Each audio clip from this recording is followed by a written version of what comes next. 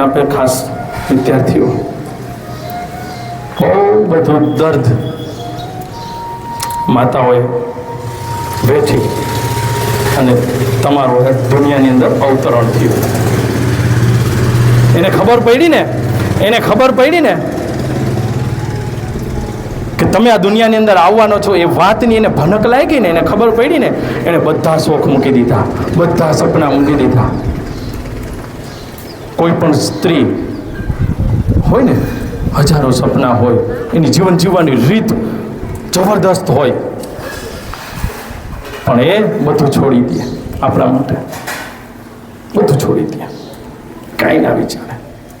અને જન્મ થાય ને, બાળકનો જન્મ થાય ને એટલે માતા પિતા એના બધા સપનાઓ પૂરા મૂકી દે સાઈડમાં પોતાના, અને એ બાળકના સપનામાં લાગી જાય. એને શું જોઈએ, એને શું ગમે, એને શું કરવું, એમાં લાગી જાય. આ છે માતા પિતા. આનો એક દાખલો